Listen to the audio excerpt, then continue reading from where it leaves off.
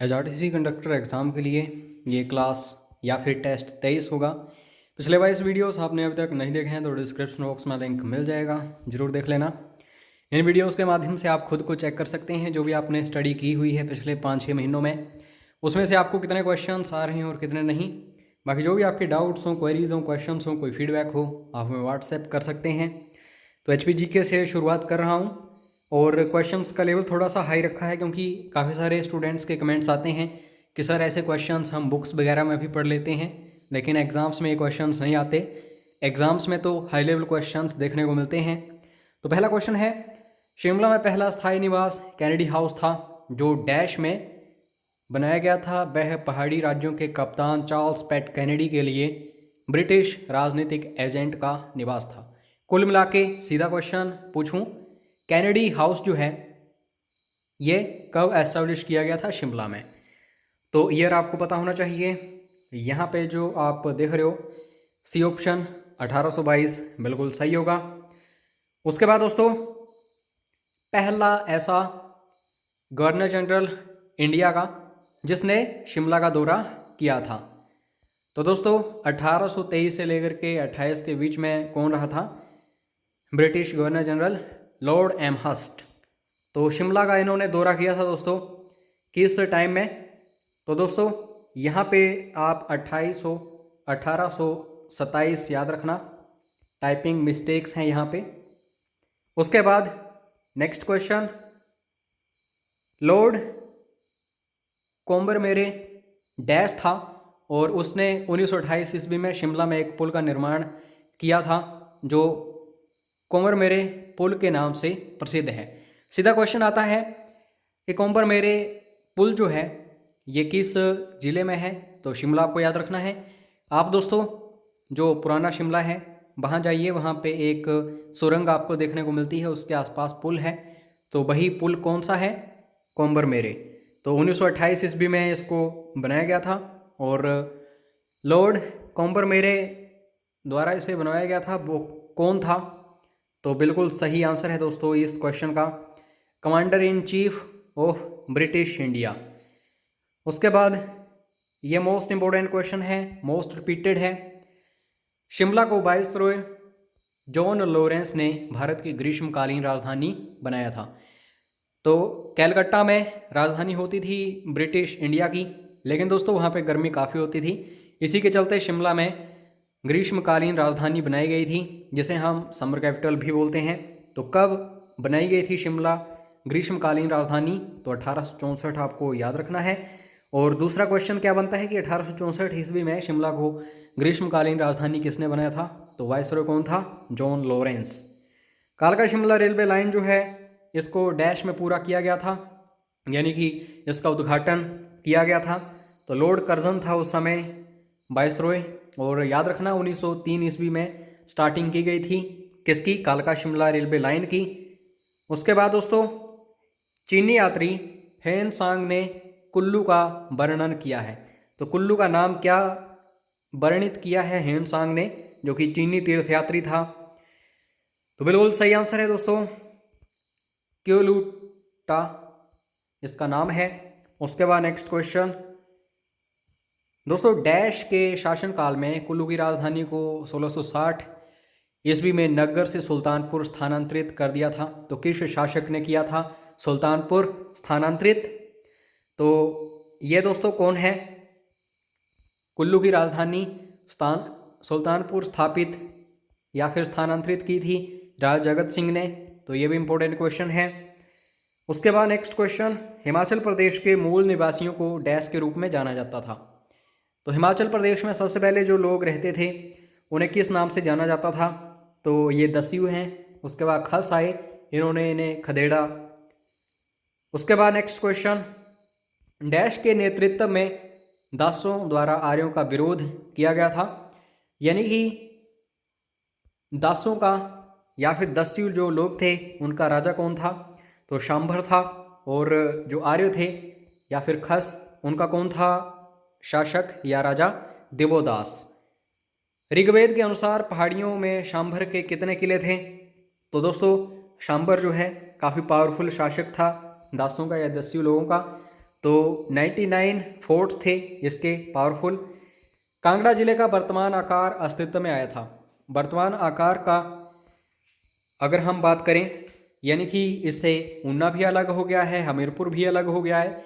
तो 1 सितंबर 1972 सीधा क्वेश्चन आता है कि ऊना या फिर हमीरपुर, दो जिले जो हैं, इनकी स्थापना कब हुई थी।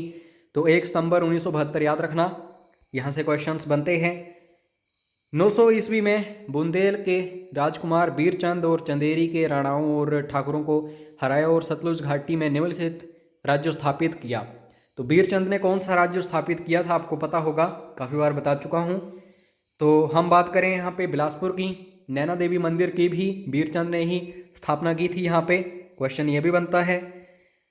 दोस्तों आगे हम जीके के क्वेश्चंस भी देखने वाले हैं, history, geography, polity, economy, science वगैरह वगैरह। तो बस वीडियो को लास्ट तक देखते रहिए, अब समय काफ़ी कम बचा है।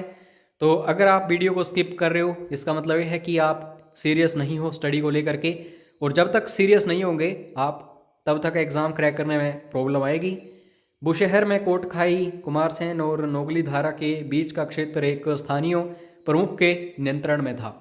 तो ये भंबू राय के नियंत्रण में था। उसके बाद नेक्स्ट क्वेश्चन, 920 ईस्वी में साहिल वर्मन ने रावी घाटी के निचले इलाकों पर विजय प्राप्त की और अपनी राजधानी को डैश से स्थानांतरित कर चंबा में स्थापित किया और चंबा राज्य की स्थापना की, यानी कि चंबा शहर की स्थापना की थी। तो पहले राजधानी कहाँ थी, तो आप सभी को पता होगा दोस्तों, पहले भरमौर में राजधानी थी। राजा मेरू वर्मन ने भरमौर में ही अपनी राजधानी बनाई हुई थी। तो राजा साहिल वर्मन जब आए, उन्होंने चंबा में राजधानी बना दी भरमौर से। लोधी वंश के किस शासक ने कांगड़ा किले को लूटा था, तो सिकंदर लोधी ने। तो ये जो राजवंश होते हैं इनको अच्छे से देखना, जैसे तुगलक वंश में मोहम्मद बिन तुगलक आया, फिर उसके बाद दोस्तों फिरोज शाह तुगलक आया। तो ऐसे क्वेश्चंस बन जाते हैं। अब जीके के जो क्वेश्चंस होंगे, पहला क्वेश्चन है, जैसे फुल फॉर्म पूछी गई है जीपीएस की, और काफ़ी पूछी जाती है ये।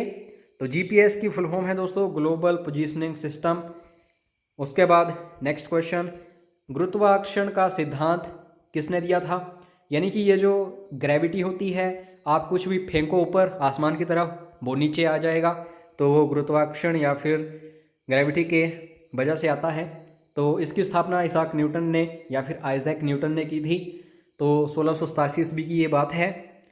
निम्नलिखित में से क्या कांच को एक नीला रंग प्रदान करता है। आज के समय में आप देखते हो घरों में शीशे जो होते हैं खिड़कियों में, कोई हरे हैं, कोई नीले हैं, कोई काले हैं। तो रंग प्रदान ये जो नीला किया जाता है शीशों को, किसके द्वारा, तो ये जो ए ऑप्शन है कोबाल्ट ऑक्साइड, आपको याद रखना है। बाकी आप अगर पढ़ना चाहो कि जैसे बाकी जो रंग होते हैं जैसे काला या फिर पीला या फिर टर्कोइज, ये किसके कारण होते हैं, तो वीडियो को पॉज करके पढ़ सकते हो आप। जर्मन चांदी एक मिश्र धातु है जिसमें कौन सी धातु शामिल नहीं है। कहने को इसको जर्मन सिल्वर या फिर चांदी बोला जाता है, लेकिन दोस्तों इसमें चांदी या फिर सिल्वर नहीं होता।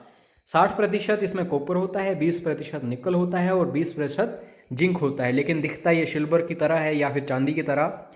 मोस्ट इंपॉर्टेंट क्वेश्चन, स्कर्बी या फिर मसूड़ों का खून जो है किस विटामिन की कमी के कारण होता है, तो बिल्कुल सही आंसर है इसका विटामिन सी। उसके बाद नेक्स्ट क्वेश्चन, राज्यों के अधिकतम राजस्व किसके माध्यम से कमाए जाते हैं। तो सबसे ज़्यादा रेवेन्यू जो है जो भी स्टेट्स होती हैं वो दोस्तों हमें कमर्शियल टैक्सेस यानी कि वाणिज्यिक करों से हमें देखने को मिलता है। कौन सा राज्य देश का सबसे बड़ा चाय उत्पादक है, मोस्ट इंपॉर्टेंट क्वेश्चन।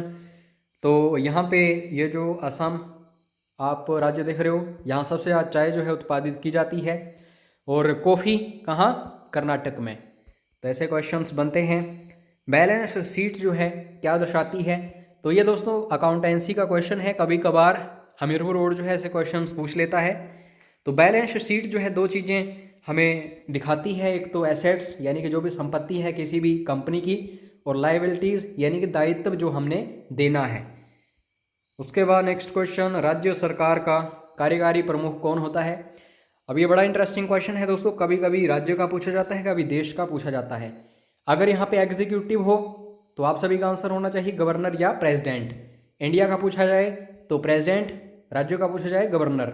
और वैसे अगर रियल पूछा जाए या वास्तविक तो स्टेट का होता है मुख्यमंत्री और किसी भी देश का होता है प्रधानमंत्री, या फिर हम इंडिया की स्पेशली बात करेंगे। ठीक है।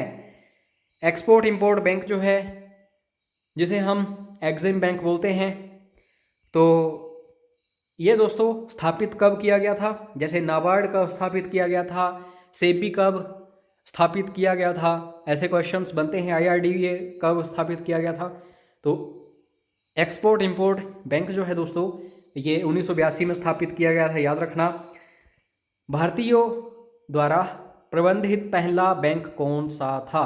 ये भी इम्पोर्टेंट क्वेश्चन है। तो सिर्फ भारतीयों लोगों ने इसको टोटली मैनेज किया था, तो अवध बैंक है ये। और पंजाब नेशनल बैंक जो है ये सबसे पुराना इस समय जो बैंक मौजूद हैं उनमें से है। भारतीयों द्वारा फंड इसको दिया गया था, लाला लाजपत राय वगैरह के द्वारा। उदासीन बिलियन का पीएच मान होता है। अब दोस्तों आपको पता होता है अगर कम हो पीएच मान 7 से तो वो क्या होते हैं, ज़्यादा हो तो क्या होते हैं। जैसे यहाँ पे उदासीन की बात करें तो 7 मैंने आपको बताया, इसके बारे में आपको पता होना चाहिए। बेस और एसिड्स जो होते हैं उनका भी पता होना चाहिए। हीटर में कोयल किसका बना होता है? तो कल भी हमने देखा था ऐसा क्वेश्चन, टंगस्टन बल्ब में होता है और नाइक्रोम जो है ये होता है हीटर में। इसमें निकल 80% होता है और क्रोमियम 20%। ये भी इम्पोर्टेंट क्वेश्चन है दोस्तों। The tragedy of the Commons term जो है ये किसके द्वारा दी गई थी? तो ये इकोनॉमिक्स की टर्म है और इनका नाम क्या है? इनका नाम है गैरेट हार्डिन। तो इन्होंने इस टर्म को दिया था the tragedy of the Commons 1968 में। 5 रिट्स होती हैं, सुप्रीम कोर्ट और हाई कोर्ट जारी करता है। क्वो वारंटो जो है इसका शाब्दिक अर्थ क्या होता है?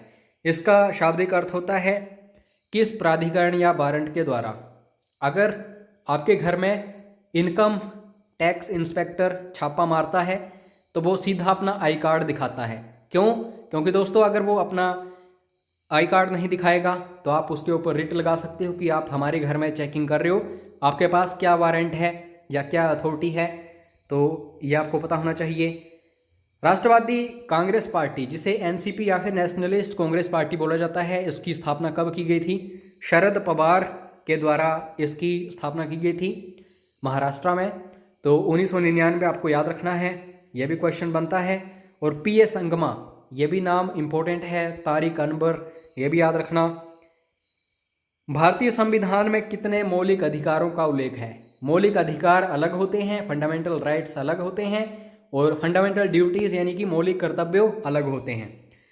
तो अगर हम बात करें मौलिक अधिकार कितने हैं तो सिर्फ 6 हैं। पहले स्टार्टिंग में 7 थे। राइट टू प्रॉपर्टी उसे ख़त्म कर दिया गया है और 11 क्या होते हैं? Fundamental duties. उसके बाद नेक्स्ट क्वेश्चन, शिक्षा जो शुरू में एक राज्य विषय थी समवर्ती सूची में किस संशोधन द्वारा स्थानांतरित की गई थी? तो एजुकेशन पहले सिर्फ क्या होती थी? किसी स्टेट का अधिकार। अब दोस्तों उसे समवर्ती या फिर हम बात करते हैं कॉन्करेंट लिस्ट, इसमें ऐड कर लिया गया है। तो 42वां संविधान संशोधन 1976 में हुआ था, उसमें ये सब कुछ हुआ है। ये इमरजेंसी यानी कि 1975 के बाद सब कुछ देखने को मिला था। इंदिरा गांधी उस समय प्रधानमंत्री थी और इसमें 5 सब्जेक्ट्स जो हैं ये लाए गए थे इसके अंडर। बाकी PDF फाइल आप व्हाट्सएप पर प्राप्त कर लेना, सीधा मैसेज करना कि सर हमें PDF फाइल चाहिए क्लास 23 की HRTC कंडक्टर, आपको मिल जाएगी। बाकी सब्सक्राइब करके रखिए, बेल आइकन को प्रेस करके रखिए चैनल को, ठीक है। और लाइक जरूर करो, हर एक वीडियो को सपोर्ट करते रहो। मिलते हैं नेक्स्ट वीडियो में। जय हिंद, जय हिमाचल।